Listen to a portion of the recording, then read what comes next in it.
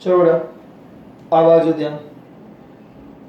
ધોરણ 11 chapter number 4 lecture number 13 board પર ધ્યાન આપજો. હવે આપણે જોવાનું છે સમતલમાં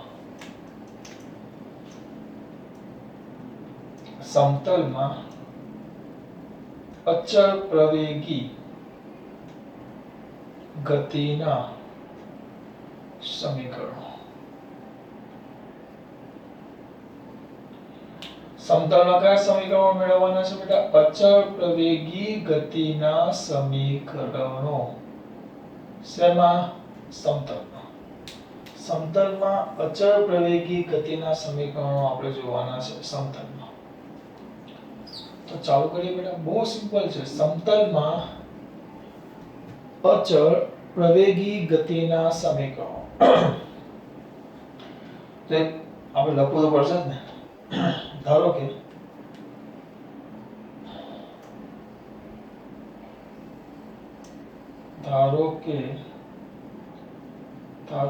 કોઈ એક પદાર્થ પદાર્થ તો ધારવો જ પડશે. કયા સમતલમાં? xy સમતલ.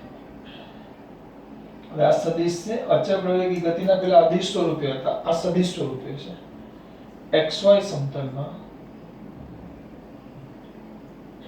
અચળ પ્રવેગ વેક્ટર a થી ગતિ કરે છે.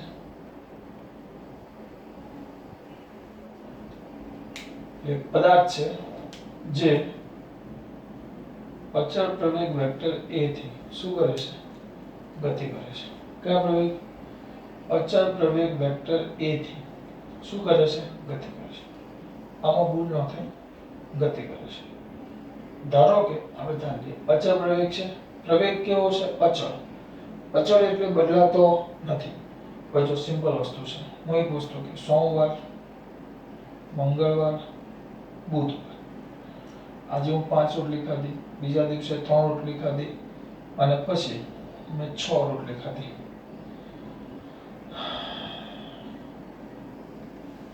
છ ને 3 4 ખાધી.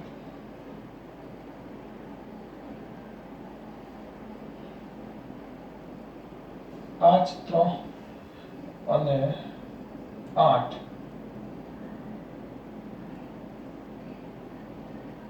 7 રોટલી ખાધી બુધવારે. ખબર ને બહુ ભૂખ લાગી હતી. તો ટોટલ કેટલું થયું બેટા? 15.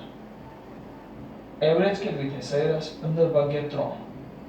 તો 5 રોટલીની એવરેજ આવે. જો રોજ અલગ અલગ હોય, રોજ રોટલીનું પ્રમાણ બદલાતું હોય તો સરેરાશ અને રોજ બે અલગ થાય.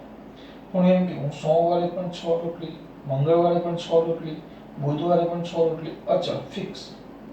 તો એવરેજ કેટલી આવે? સરેરાશ પણ 6 જ આવે, કારણ કે 6 તેરી 18. જો કરવું હોય તો 6 તેરી 18, 18 ભાગ્યા 3 તો 6.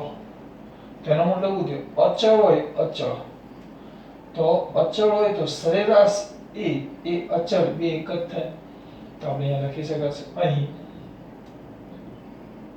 પદાર્થનો પ્રવેગ અચળ હોવાથી, પદાર્થનો પ્રવેગ કેવો હોવાથી? અચળ હોવાથી. અચળ છે તો પદાર્થનો પ્રવેગ અચળ હોવાથી, ધ્યાન રાખજો, પદાર્થનો પ્રવેગ કેવો હોવાથી? અચળ હોવાથી શું કરશું વિપુલ? કઈ જ નહીં. તો સરેરાશ પ્રવેગને આ ખાસ લખવાનું. સરેરાશ પ્રવેગને કયા સ્વરૂપે બેટા? આપણે પ્રવેગ સ્વરૂપે લઈ શકીએ.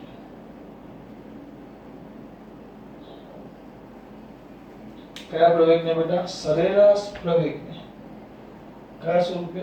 પ્રવેગ સ્વરૂપે શું કરી શકાય? લઈ શકાય.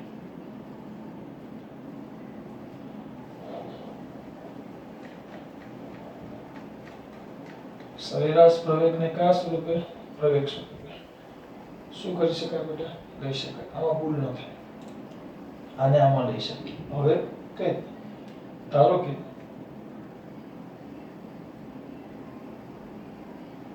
t બરાબર 0 સમય શરૂઆતના સમયે આપણે પદાર્થ લીધો તો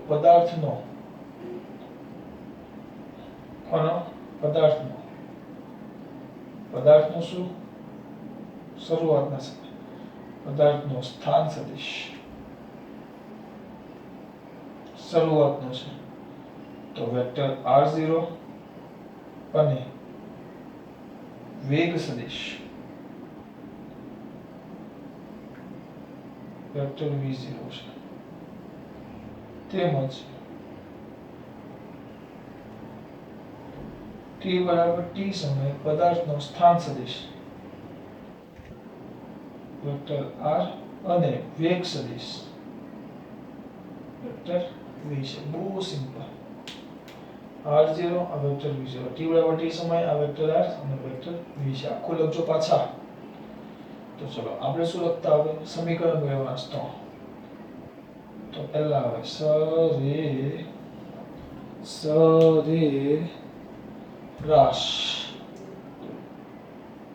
સરેરાશ પ્રવેગ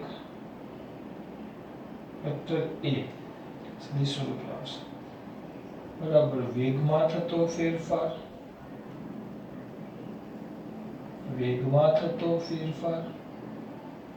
છેદમાં તે માટે લાગતો સમય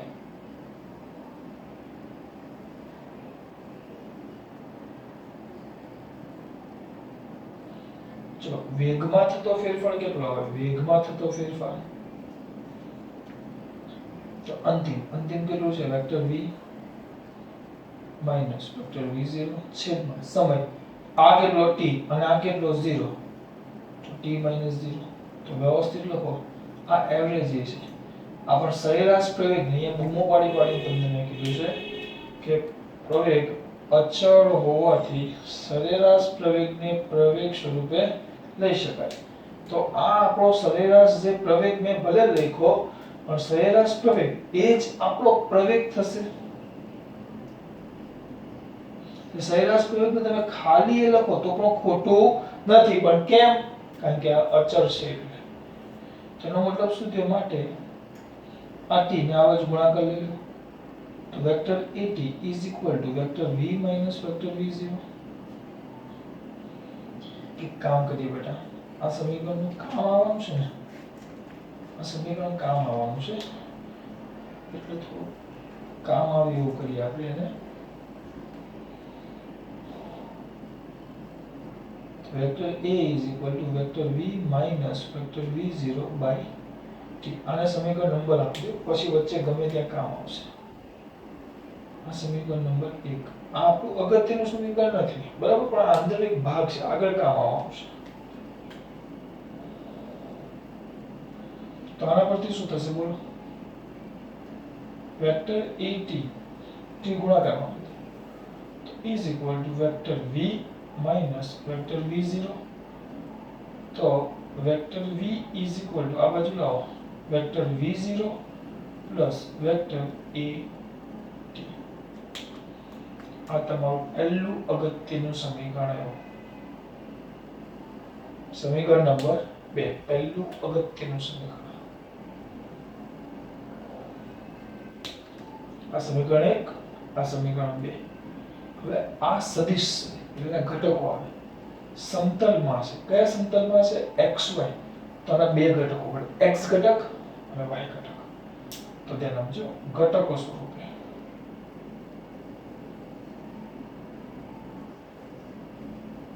x ઘટક તો આ v વેગનો x ઘટક પડે તો vx v0 શરૂઆતનો વેગ પણ શરૂઆતના વેગનો x ઘટક તો v0x વત્તા પ્રવેગનો x ઘટક તો ax અને t નો t v0y તો v0y પ્લસ ay t આ ઘટકો છે ભૂલ ન થાય બેટા આ ઘટકો છે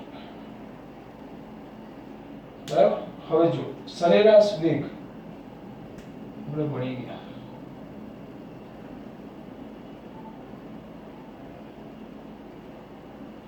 કયો વેગ લખું છું સરેરાશ વેગ સરેરાશ વેગ વેક્ટર v બરાબર, જો તમને સરેરાશ વેગમાં કાંઈ ખબર ન પડે તમારા દીકરા શું કરવાનું ખબર? સરેરાશ વેગ એટલે આપણે ભણી ગયા, એક તો આવે કરેલું સ્થાનાંતર છેદમાં તે માટે લાગતો સમય, એનો ઉપયોગ કરવાનો. પણ કોઈ પણ સરેરાશ આવે પણ તમને જેટલી કિંમતો આપી એનો સરવાળો કરવાનો, ભાગ્યા 2 કરવાનો. તો સરેરાશ વેગ બરાબર આપણી પાસે બે વેગ છે, એક શરૂઆતનો વેગ વેક્ટર v0 પ્લસ અંતિમ વેગ વેક્ટર v બાય 2 સરેરાશ વેગ બરાબર. આને કહી દો સમીકરણ નંબર 3. હા, આપણા માટે અગત્યનું સમીકરણ છે એટલે આને હું સ્ટાર કરીશ. આપણે જે 3 સમીકરણ જોઈએ ને એમાંનું પહેલું સમીકરણ આપવાના જેવું થઈ ગયું, v બરાબર v0 at, v બરાબર v0 at, v બરાબર v0 at. આ પહેલું સમીકરણ આવી ગયું. સર હવે અમે શું કરીએ? કોઈને કાંઈ કરવાનું નથી, ખાલી જોવાનું છે. તો ચાલુ કરી. સરેરાશ વેગ આવી ગયો, વિપુલ પટેલ આવી ગયો. હવે સ્થાનાંતર, કદાચ મારા દીકરાઓને યાદ હોય, સ્થાનાંતર નવો ટોપિક છે અહીંયા. સ્થાનાંતર, તો સ્થાનાંતર બરાબર સ્થાનમાં થતો ફેરફાર, સ્થાનાંતર સરેરાશ વેગ બરાબર કરેલું સ્થાનાંતર છેદમાં તે માટે લાગતો સમય. સરેરાશ વેગ બરાબર સ્થાનાંતરના છેદમાં સમય. તો સ્થાનાંતર બરાબર શું આવે? સરેરાશ વેગ ગુણ્યા સમય. સરેરાશ વેગ બરાબર સ્થાનાંતરના છેદમાં સમય. તો સ્થાનાંતર આ સમય આ બાજુ લાવી દઈએ તો સ્થાનાંતર બરાબર સરેરાશ વેગ ગુણ્યા સમય. તો સ્થાનાંતરમાં શું કરવાનું? બોલો તમારો વારો. સંભાવ ને ચલો ભાઈ મારો વારો. સ્થાનાંતરમાં શું કરવાનું? એને આપણે સ્થાનમાં થતો ફેરફાર. તો શરૂઆતનું સ્થાન કેટલું હતું? r0.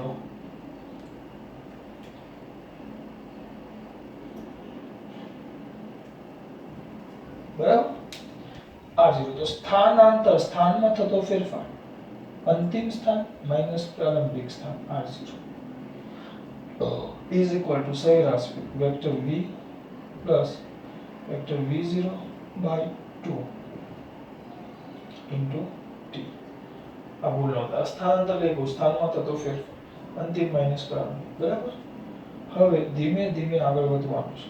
આમાં જો આ v ની કિંમત ધ્યાન, v બરાબર શું છે? v0 પ્લસ વેક્ટર at, અથવા તમે t ની કિંમત પણ મૂકી શકો. તમારે જે લાવો એટલે આપણે આ લાવો ને, v બરાબર v0 પ્લસ at, v ની કિંમત મૂકો છો તો બરાબર લખી નાખો. અહીંયા ખોટું બરાબર લાંબુ નથી કરવું.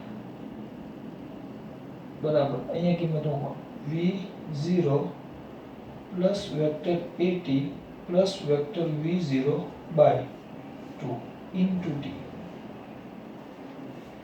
આવી ગયું. v0 plus vector at plus vector v0 by 2 આવ્યો. હવે જો v0 plus vector at plus vector v0 by 2. હવે જો v0 2v0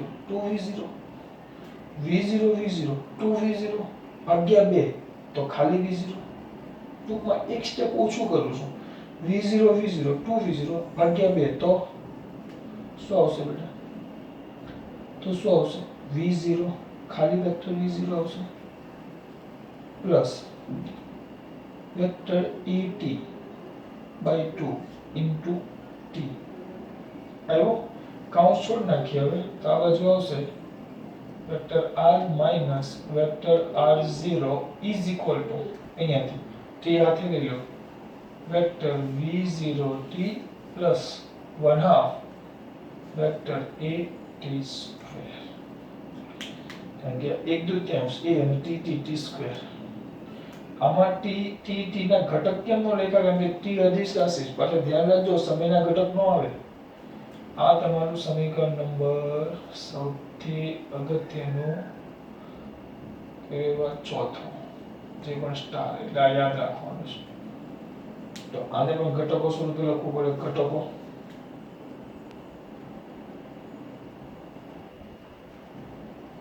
તો જો એને હું ઘટકો સ્વરૂપે લખવા જાઉં તો વેક્ટર થોડુંક સુધારો તો આના પરથી r is equal to vector r0 plus vector v0t plus 1/2 vector at square આમ લખી દો.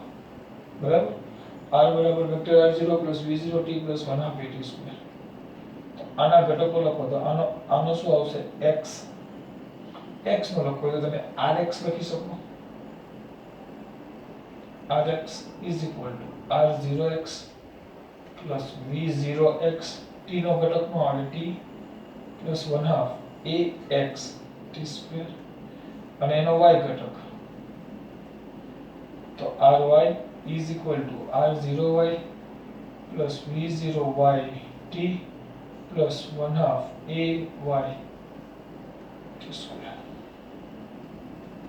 આ તમારો સમીકરણ નંબર કાઈ નહીં આના ઘટકો છે. હવે આ જે સૂત્ર હતું ને એમાં થોડોક સુધારો કરવાનો છે.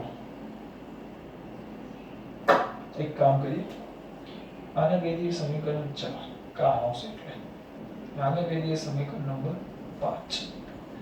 જો તો સમીકરણ 4 માં એટલે આમાં એટલે આમે અલગ કરી નહીં એટલે તમારે બધું લખવું ન પડે, સીધું આનું જ કામ કરવાનું. સમીકરણ 4 માં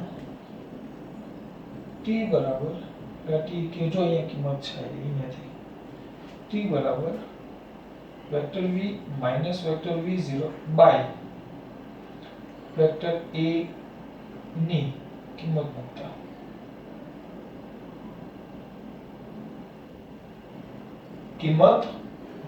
એની કિંમત મૂકતા જોજો આ કિંમત મૂકવાની છે. સૂત્ર શું આવશે આપણું vector r minus vector r0 is equal to vector v plus vector v0 by 2 into t તો ઉપર લખેલું છે આપણે બેટા તો vector v minus vector v0 by vector v આવી ગયો. આ 2 એ છેદમાંથી આ બાજુ ગુણાકારમાં લાવી દો તો 2 vector a vector r minus vector r0 is equal to a plus b ને a minus b તો a square minus b square તો ખબર છે x plus y ને x minus y તો x square minus y square તો v vector v square minus vector v0 square. બરાબર, પણ યાદ રાખજો આને શું કહેવાય કોઈ પણ સદિશનો આગળ આવશે એમાં અદિશ ગુણાકાર ભણવો પડે તમારે. અદિશ ગુણાકાર જે આપણે નથી ભણ્યા વેક્ટર a સ્ક્વેર છઠ્ઠા ચેપ્ટરમાં ભણશું. a સ્ક્વેર આવે ને તો એ ખરેખર કોઈ પણ સદિશનો વર્ગ એટલે એના મૂલ્ય a એટલે મૂલ્ય એના મૂલ્યના વર્ગ જેટલો થાય. કેમ?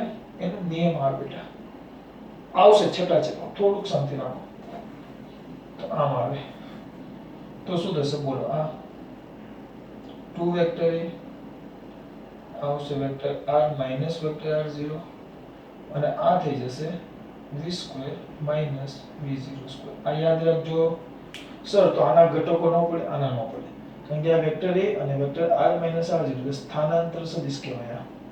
આ બંનેનો વચ્ચે અદિશ ગુણાકાર છે અને અદિશ ગુણાકાર આખી કિંમત અદિશ જ છે એટલે આના કોઈ ઘટક પડે નહીં. સમીકરણ નંબર 6 જે પણ આપણા માટે કામનું છે.